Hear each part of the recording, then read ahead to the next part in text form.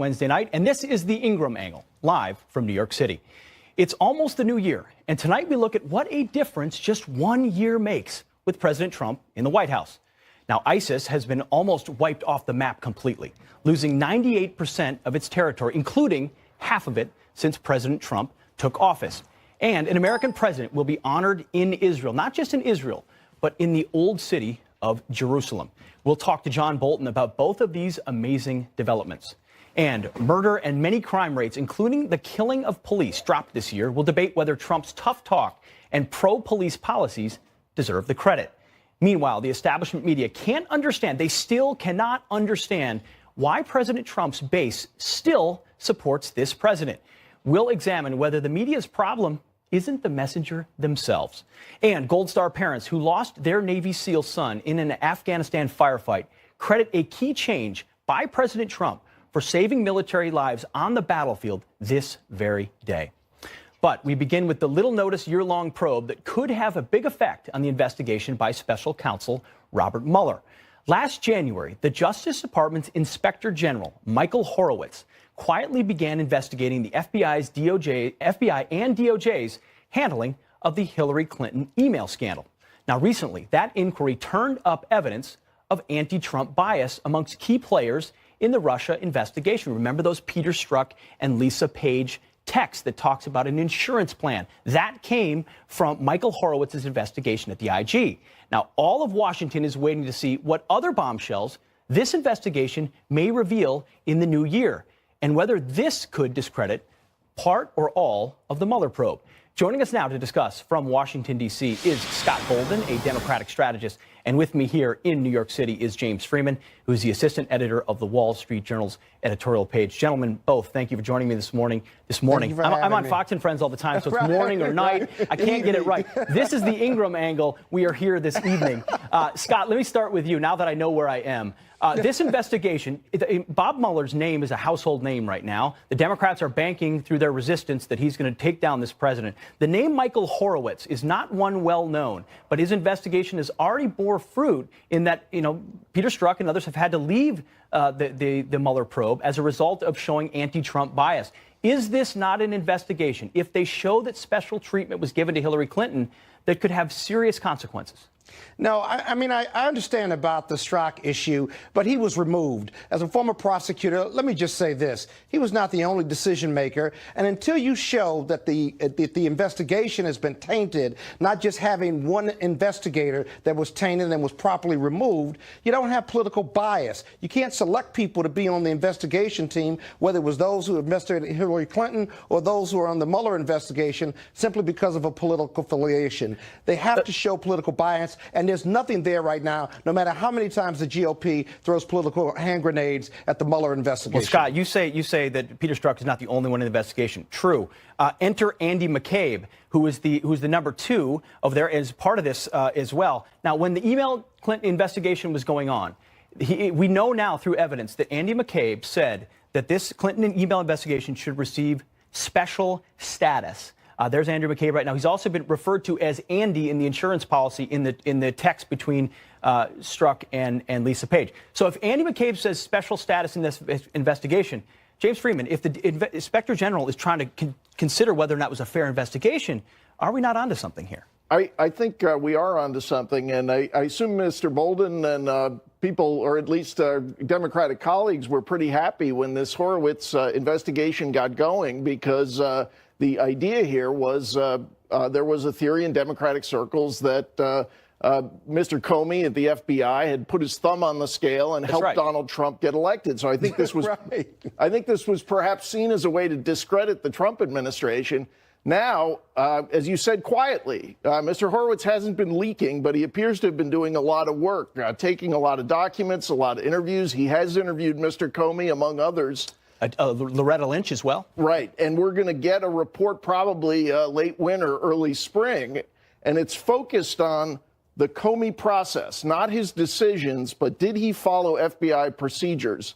And I don't see how anyone can say, yes, he did, because that was one thing that former AGs, former deputy AGs of both parties agreed with. It's kind of been lost now in the intervening months, but there was widespread agreement that former FBI Director James Comey did not follow Bureau procedures when he took upon it himself to announce that there would be no prosecution of Mrs. Clinton, when he shared his thoughts publicly in a press conference about her culpability. That's not what prosecutors do, and he's not a prosecutor. He's supposed to gather the information. That's right. Prosecutors make the decision. Scott, specifically, this DOJ Inspector General is looking at, as was mentioned by James, the review of the Clinton email investigation. Authorities are examining whether the Justice Department and FBI followed establishment policies and procedures.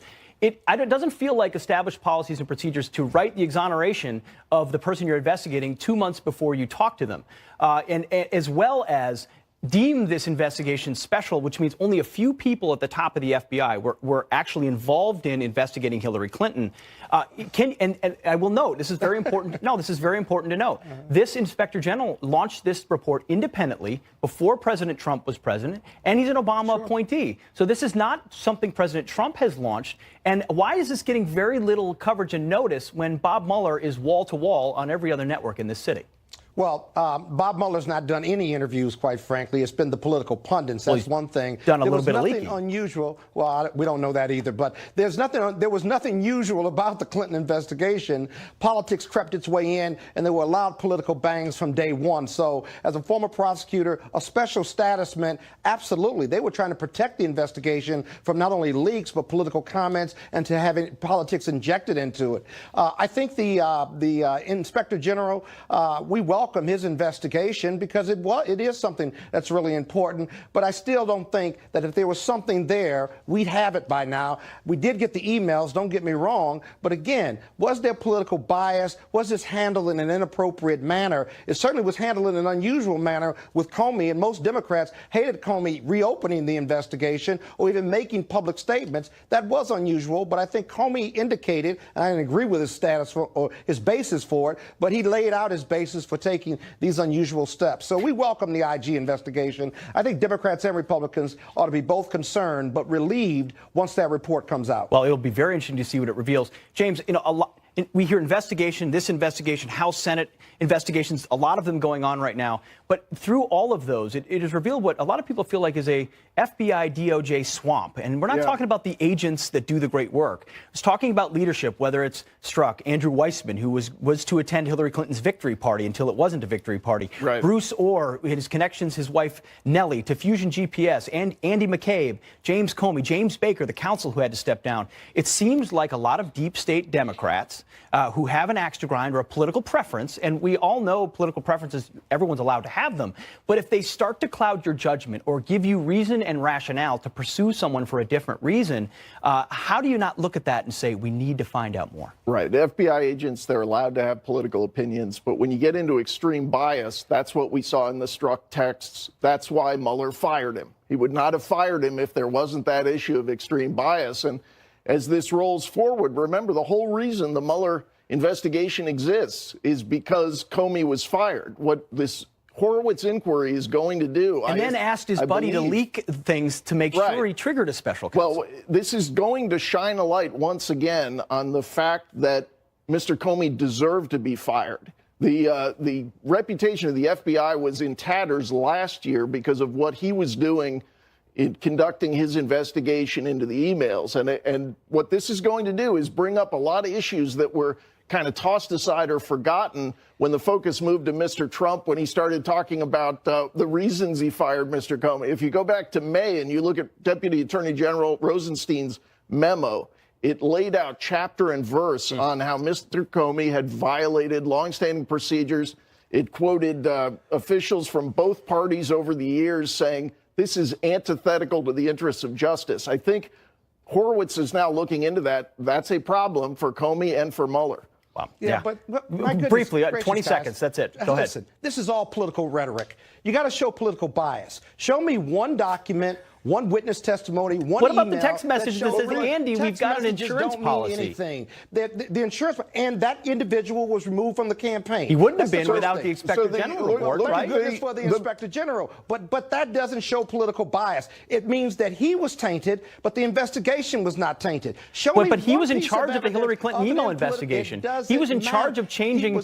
He changed not his decision. Peter Strzok and Andrew McCabe were a part of changing the wording from gross. extremely negligent to gross negligence. In the end, it was Mueller's call. This is all political conjecture. But the Republicans would love to make more of it, but until you have evidence, documentary or otherwise, because the FBI and DOJ, that's really all they're looking at. All you have are these political grenades by the Republicans. I mean, my goodness, if you all don't want any Democrats to be on any of the investigation team, then we're starting to look like a third world junta. Don't worry. There are plenty of Democrats on the investigation team. That was the whole point of the Rosenstein memo. Jamie Gorelick, former deputy AG under Bill Clinton. Eric Holder, official in both the Clinton and Obama Justice Departments.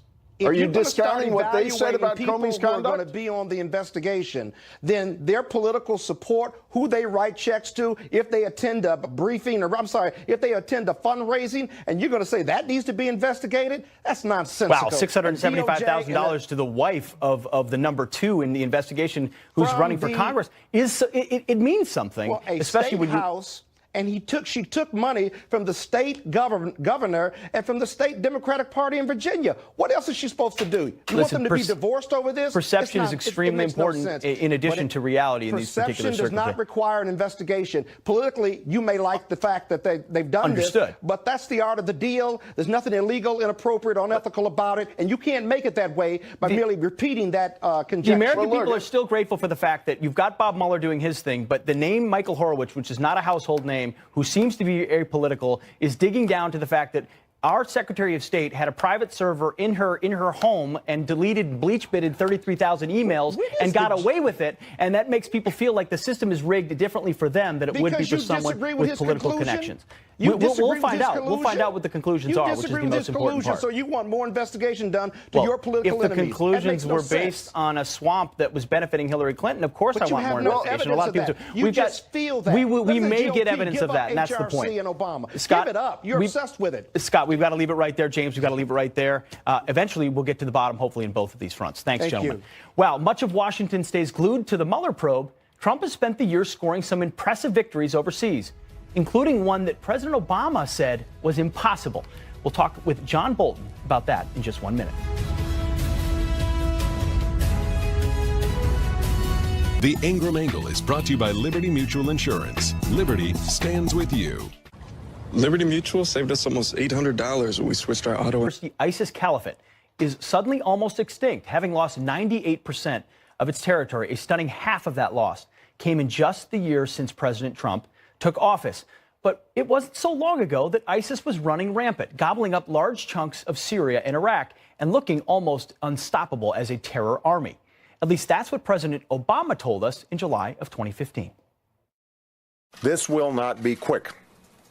This is a long-term campaign. ISIL is opportunistic and it is nimble. Our strategy recognizes that no amount of military force will end the terror that is ISIL. Can't beat ISIS with the military. That wasn't just wrong. It was a strategy destined to fail, according to retired four-star Army general and Fox News military analyst Jack Keane.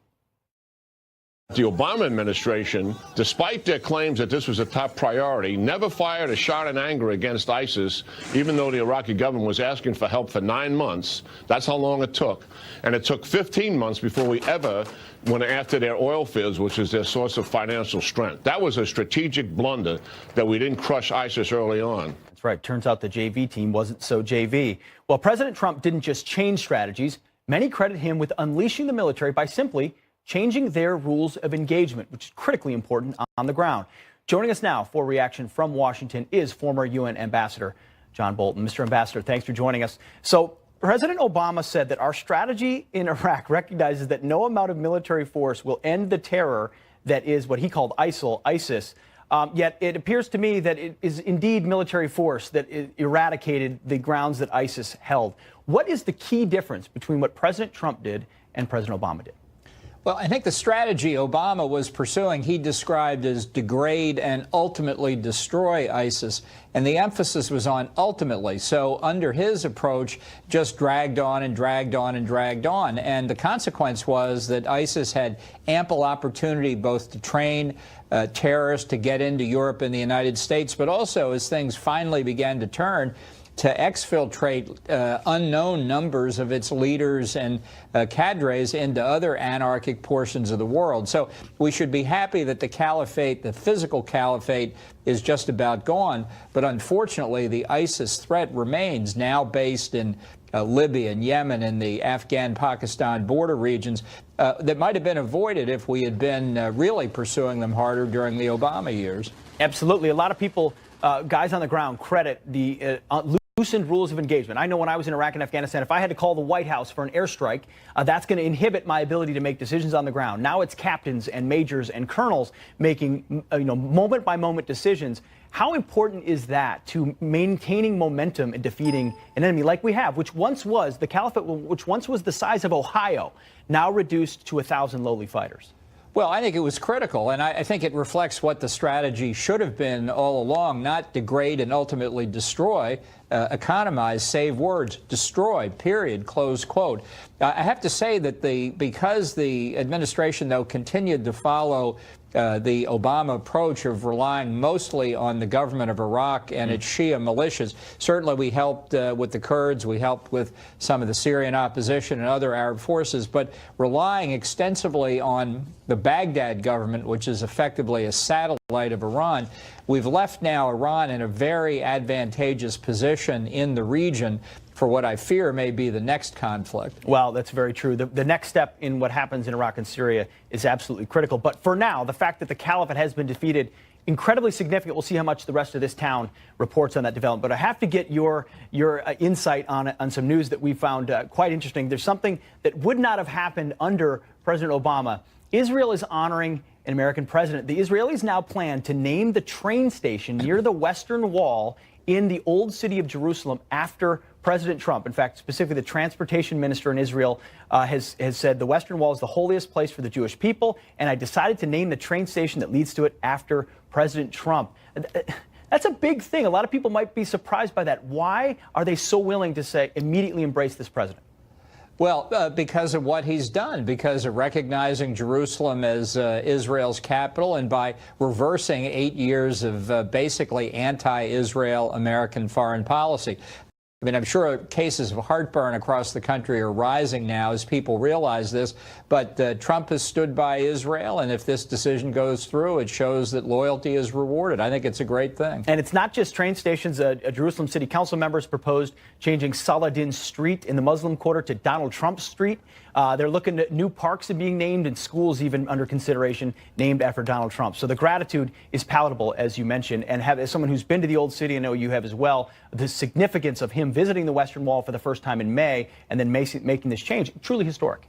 Absolutely. Absolutely. I got to get your take on one last thing, because a report came across my desk. Actually, you brought it to my attention this evening. New report that says that China has been spotted illegally selling oil to North Korea. This is a big development in light of what we're trying to accomplish there and what we've been trying to get China to do. What do you know about this?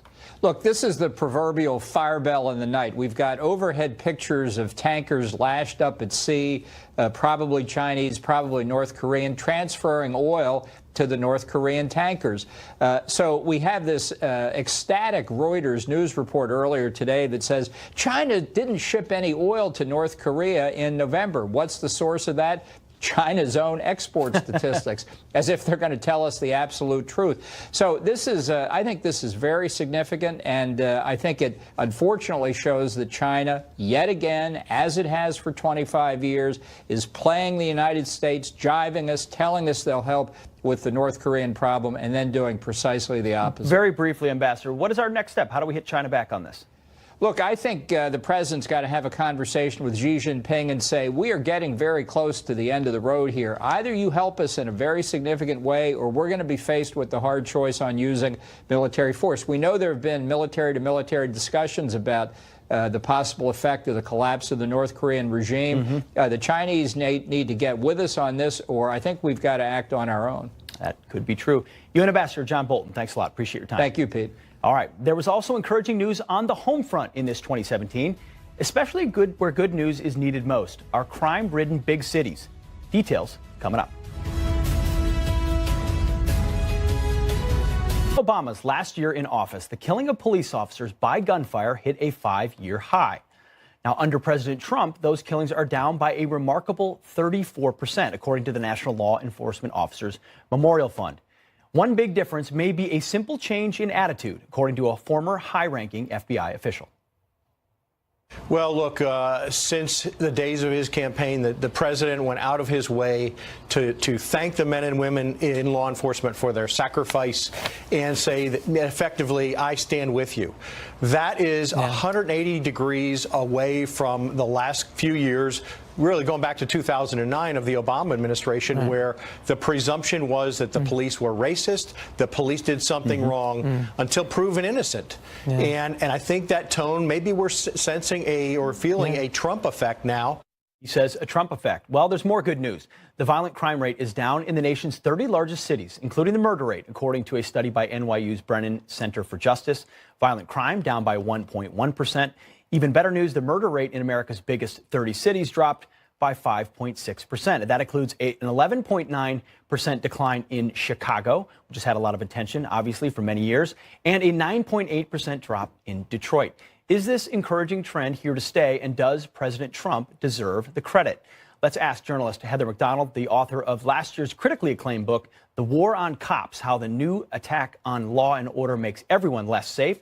Also joining us is Michael Tobman, a Democratic strategist and former senior aide to Senator Chuck Schumer. Thank you both for joining us this evening. Heather, let me start with you. The previous sound bite that we played, said that the presumption that the police are racist is the way maybe a couple of years ago, and whether it was Black Lives Matter and Barack Obama's presidency, juxtapose that with President Trump. I think we could all would say, hey, he has the presumption that the police are heroes that deserve to have, they deserve his backing and our backing. How much does that ethos affect these rates, or could it?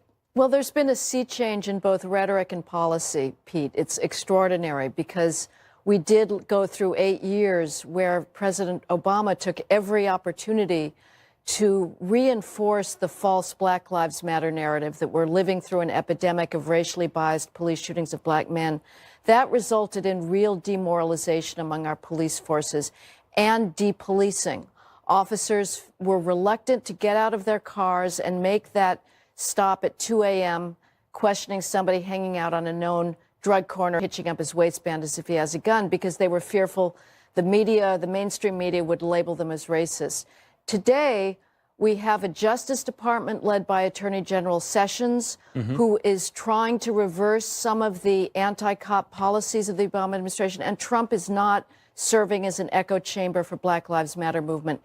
I hope that what is going on is that cops are going back to proactive policing, and we can hope that more black lives will be saved this year than were lost in the last 2 years. Well, certainly the trends look like that may be the case. Michael, I've never walked the beat as a cop, but I have walked the beat on patrol in the military. And if you don't believe in your mission, or you don't think your commander has your back, or your morale, your confidence is low, you are far less likely to be aggressive or take that proactive measure. How much of that morale or confidence and the restoration of it with this president focusing on it, how much might that actually matter at the ground level? I think it actually is from the ground level up and not the top down. I think changes in policy with political appointments and even the occupant of the White House does have some say on this. I agree with that point, but I would disagree on many others. I think it's actually to the credit of local policing, city by city. In each of those cities, you discussed those very startling, very encouraging drops in violent crime. Of course, it's local policing. I totally agree with you. But yes, morale has a big part of it, and I think that people that whether it's their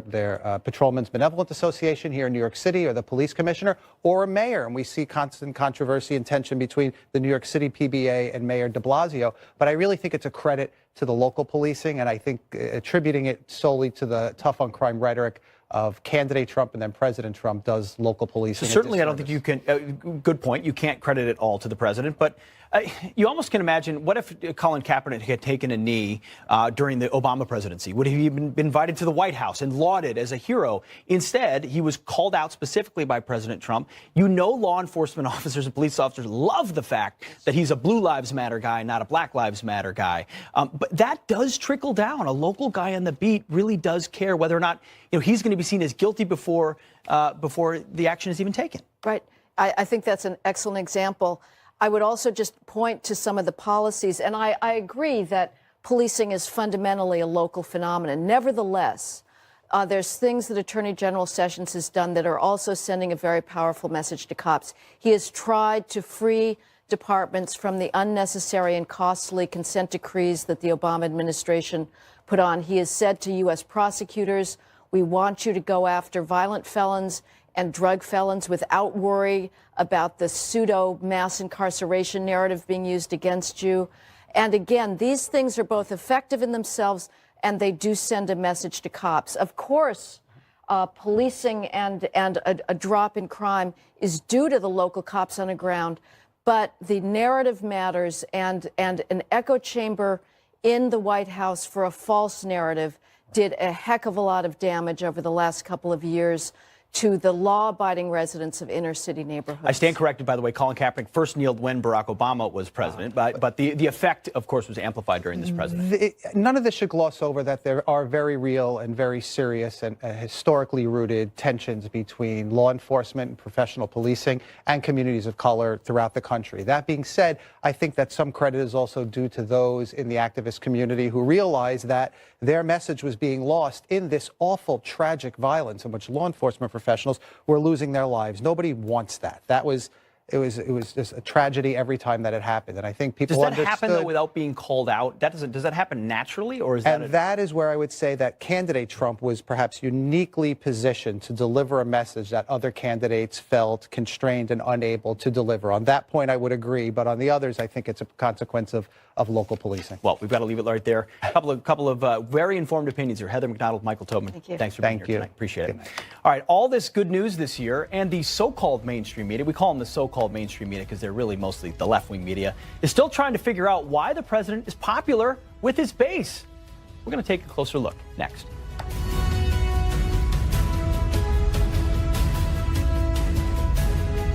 For years is on the way. But the so-called mainstream media still can't figure out why President Trump is so popular with the base that elected him. So the Associated Press, AP, that news service, sent a reporter on a field trip to Trump country. But Claire Galafaro came back from Sandy Hook, Kentucky, as mystified as ever by Trump supporters. She couldn't explain why, that, quote, despite the president's dismal approval ratings and lethargic legislative achievements, he remains profoundly popular here in these here mountains. Well, maybe our guest can help her understand. Joining us now is Tim Graham, Director of Media Analysis at the Media Research Center. So when I looked at this article in the heart of Trump country, you get 9 paragraphs in and you're already talking about nostalgia, dismal approval ratings, lethargic legislative achievements, Trump's white base, ceaseless Twitter taunts. Why can they not resist impugning the very people who sent this man to the White House? They think this is truth-telling. They think that when they say that Trump basically has no legislative achievements and that he failed to repeal Obamacare, they're going to ignore the tax cut somehow. They're going to ignore the stock market somehow. She mentions it around the edges. Mm-hmm.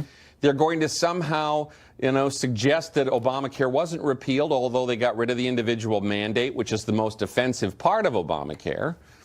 But look, when it comes down to it, you send these people to Kentucky, and the whole method here is to say, why haven't you people changed your minds yet? We've been working on this man since 2015, and you're still standing with him, and it makes them angry and frustrated. It really, end up with a story like this. No, it's a great point. So Claire Galafaro, you do a little meandering on her Twitter feed. Again, she's a reporter at the AP, which is supposed to be a news service, supposed to play it straight down the line. One of her tweets from August 13th of 2017 says, the old saying, when you dance with the devil doesn't change, the devil changes you. She's referring to President Trump. Listen, when I stand up and talk, I'll come out right and say it. I'm a conservative. This is where I'm coming from. This is what I believe. Why do reporters still think they can hide behind a veil of being unbiased, behind the AP, and then present something like this with such bias and think that people will just buy it? And the Twitter pages make this more obvious than ever. It's really easy to say, this is an obnoxious story by this AP reporter. I bet if I go to her Twitter page, it's as you're easy going to as find that. more of the same. I know. I mean, it never fails. Every time I go to that Twitter feed and I say, maybe I'm going to find just a lock, stock, and barrel conservative here. And every time it's usually an East Coast liberal that's living in a bubble, takes a flight to Kentucky, goes to the zoo and meets some Trump supporters, writes up something condescending, and then wonders how in the world is this guy going to get elected again? And they actually understand what's going on here. They understand that coal state voters want coal to come back. They understand that people in rural Kentucky are not fond of let's make sure there are 7 different forms of transgender public bathrooms in every school. You know, they know why these people don't stand with the Democrats, but they're just going to ignore it all. They ignore the policies and go to the personal politics of destruction, no doubt. Well, what the media also can't stand is the fact that this president uses his Twitter feed and social media effectively to change the entire conversation. Well, former President Obama had a little something to say recently about social media and a veiled reference to President Trump. Take a listen. People can have entirely different realities. They can be just cocooned in information that reinforces their current biases. The truth is that on the internet, everything is simplified. And when you meet people face to face, it turns out they're complicated. And you find areas of common ground because you see that things aren't as simple as have been portrayed in whatever chat room you've been in. And it's also, by the way, harder to be as obnoxious and cruel in person. This, of course, coming in a hard-hitting interview with Prince Harry. He also said he wants to recreate a common space on the internet. It almost sounds like President Obama wants to find a way to create a safe space for the way things used to be, where the old guard protected the information that made it to people, whereas now we can get our information from wherever we want. Yeah, and they do hate that. They hate social media because it's where people go around the mainstream media, go around the liberal politicians. They can't stand that. But, you know, the phoniest thing a liberal will say, and you see this a lot, you know, we really resent these ideological cocoons. You know, how many interviews did Barack Obama give to Fox News once he became president? I bet you it averaged less than 1 a year. Maybe 1 at the Super Bowl. Yeah, I can't recall many. Yeah. No, it's true. I mean, the history department at Princeton University, where I went to school, had 1 registered Republican and 36 Democrats. I bet if you went to the failing New York Times around the corner here, you probably aren't going to find many registered Republicans. Why can't they look internally and say, wait, maybe we live in a cocoon too? Absolutely. John Corey wrote a book about how he was the only guy inside the New York Times that voted for Ronald Reagan, and that's obviously still true. Well, and they hate this president even more than they hated Ronald Reagan. Tim Graham, thanks a lot for the insight. Appreciate it. You bet. All right. One unpleasant trend over this past year has been hate crime hoaxes at colleges. I can barely think of anything worse. Kat, Tim, help us understand what is behind this phenomenon in just a moment. Fox News Channel is bringing you an all-American New Year celebration. Over this past year, we saw a string of highly publicized hoaxes at universities across the country. Fox News contributor Kat Timpf joins us now to go through some of the worst offenses and what's happened since they occurred. Kat, I mean, what an unfortunate trend. Bad enough hate crimes, know, in this country, but to fake it means you're not only impugning the person that you accused, but also the credibility of yourself. So you've got 3 that you brought with us tonight. Yeah. First of all, the Air Force Academy, the African-American cadet at the Air Force Academy, he said that there was all of these racist messages on his door. There you have it on the board right there. Yeah. He said he found a racist message when he came home in his dorm in September, and that caused this reaction. Before we get your take, this reaction from the head of that academy. If you can't treat someone with dignity and respect, then you need to get out. If you can't treat someone from another gender, whether that's a man or a woman, with dignity and respect, then you need to get out. If you demean someone in any way, then you need to get out. And if you can't treat someone from another race or a different color skin with dignity and respect, then you need to get out. That speech, which the university posted on YouTube, went viral, 1.2 million views. But Kat, what actually happened? The dude was worried about getting in trouble at school, and he was trying to take attention away from it. And turns out he wrote those messages himself. So a black student at the academy, who was the one who reported it, was actually the one that wrote the messages. He wrote the messages himself. And this was a speech, like you said, it went viral, got the attention of Joe Biden, Senator John McCain. It captured all these hearts and minds.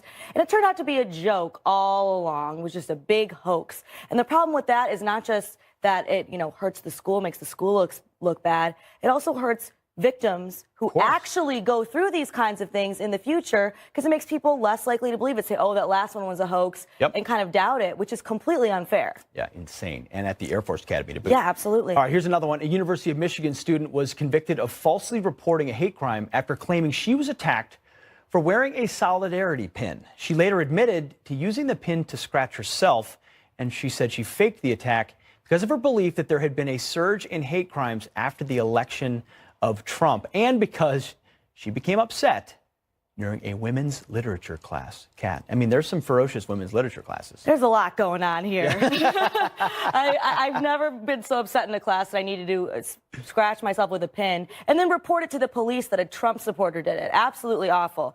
But, she's getting punished. She has to go to jail for 93 days, which is good because these aren't, as we mentioned before, these aren't victimless crimes. Sure. And also think of the waste of resources. Law enforcement had to spend time on this case.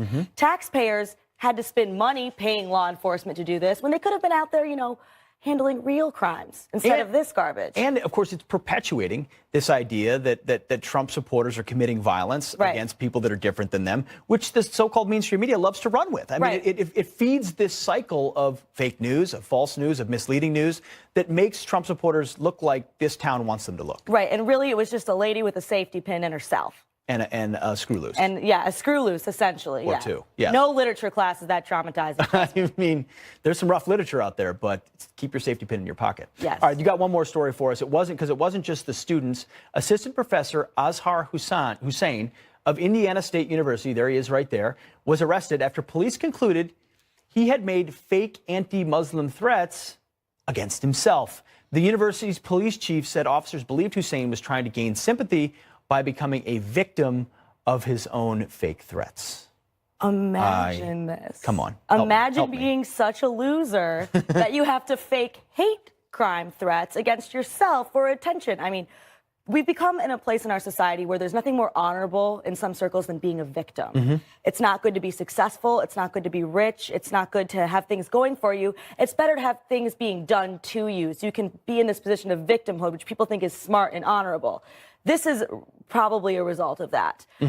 Because instead, if you want attention, if you want friends, I'd recommend things like hobbies. Those are a thing, right? People still have hobbies. Weightlifting, jogging. You got jogging, golf. Playing cards, buying Bitcoin. Even go to the bar. Go to the bar. That's better than this. Come on. Why not? Well, that's such a great point about victimology, because it's tied to that first story about the Air Force cadet who ultimately, he wanted to be seen as a victim of racism at the institution. And as a result, he's in other trouble. Well, now he'll be empathy for him and he can stay. I mean, when did victimhood become a card people play? And how much of that is a product of these colleges and universities that now traffic in it? Right. It's huge on college campuses. The best way to be smart is to write an op-ed in your school newspaper that says, I've discovered this new kind of privilege that everyone has but me. Or I've discovered how I'm being oppressed. And people will say, oh, I didn't realize that. I apologize. I'm sorry. If you're offended, then that's automatically a fact. If you're a victim, then that's automatically a fact. And anybody else who might try to counter you on it, they just don't know what they're talking about because they're speaking from a position of privilege. And that's actually how they have conversations on college campuses now. So in order to be in the most powerful position, you have to be the biggest victim. Sure, absolutely. I will posit, listen, I understand why there are hate crimes. But the minute we went down the hate crimes trail, we started to criminalize thought. The idea is a crime, no matter what your motivation is. If you assault someone or if you rape someone, that's a problem. What your motivation. So once you go down the motivation trail, where does it stop? Right, absolutely. Everything is a protected class now. Because some people want it to be political as well, to be a protected class. People want all sorts of things to be a protected class. I mean, college campuses, you have people who say white girls can't wear hoop earrings because that's oppressive. I mean, that's the level that we're at. Are you wearing? Okay, I didn't. I took mine out today, and I kind of forgot to put them back in. But I do wear them sometimes, which I suppose I shouldn't. But I think that we need to celebrate success and power instead of trying to be victims. Absolutely. Kat, Tim, thanks a lot. Thank Appreciate you. being here.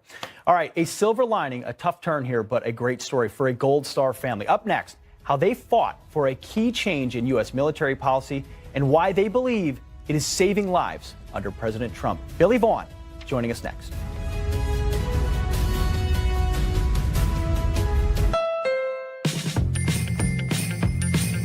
Just the right shot for the holiday card. Welcome back. A simple but very critical change in our military policy is saving American lives on the battlefield. That change might have saved precious lives on August 6, 2011, when the chopper Extortion 17 was shot down during a firefight in Afghanistan, killing all 38 aboard. It was the single largest loss of American life in the history of the Navy SEALs.